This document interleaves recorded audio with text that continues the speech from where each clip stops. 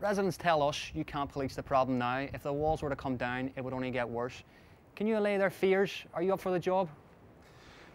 We will police whatever situation we're given to police.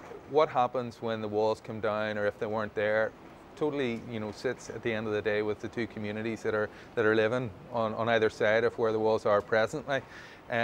We will police whatever the situation is that we're faced with. Clearly, we don't want to see walls built between any communities. It's a legacy of our past, and it's something that the communities living across Northern Ireland are going to have to deal with.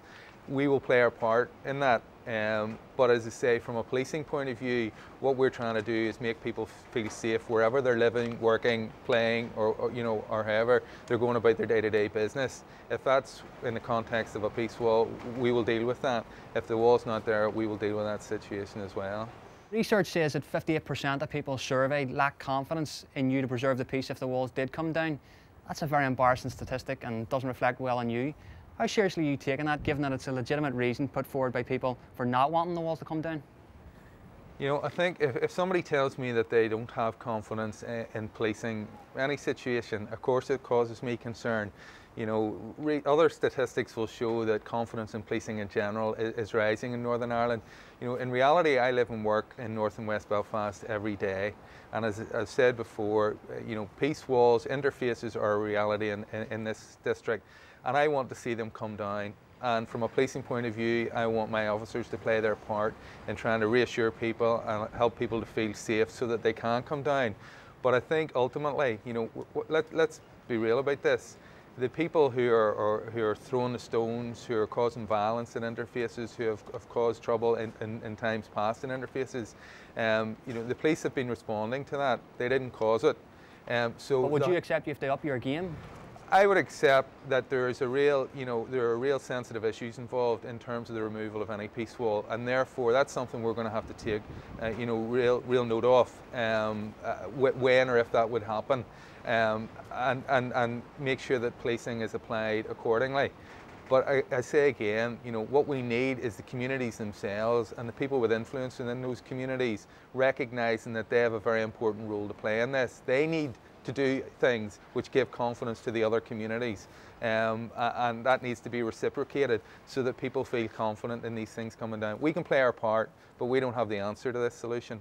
So if we talk about alternatives to permanent walls, things like CCTV, community safer neighbourhood teams, and an increased PSNI presence, would that not be an option? Are there even attempts like this to bring these three together?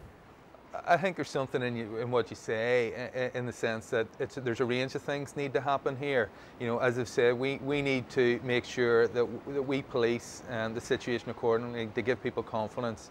Of course, engaging with the local communities in a range of different ways is an important facet of this here.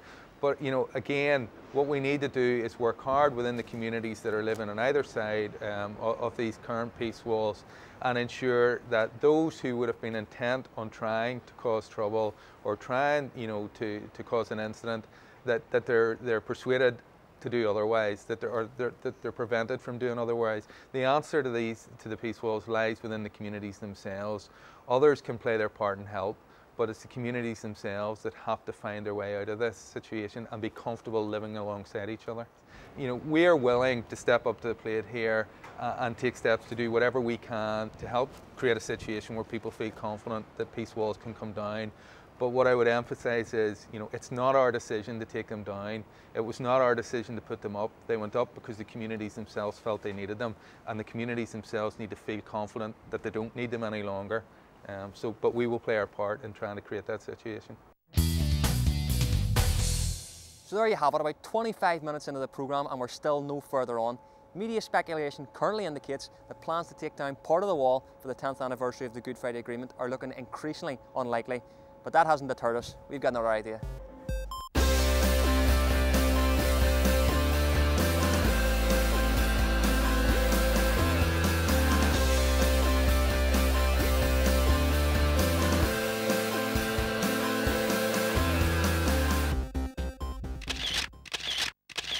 Danny, Mark, what's the plan here?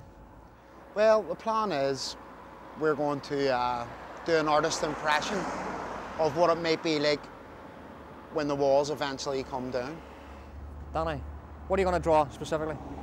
Well, it's an idea that you're looking through the other side, and I think was both me and Mark would totally agree that there's brilliant people living on the other side of this wall, and there's brilliant people living on this side of this wall, and we want to paint something bright and beautiful on the side wall.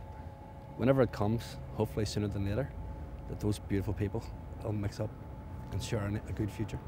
Danny, you've done a few paintings. Mark, you've proved your worth as well. Walls keep you two in business. What's your feelings towards walls of the interface variety? Well, hopefully we'll be put out of business as soon as possible. I mean, the walls that we painted were about our community's lives, and hopefully together and even separately, we've tried to enhance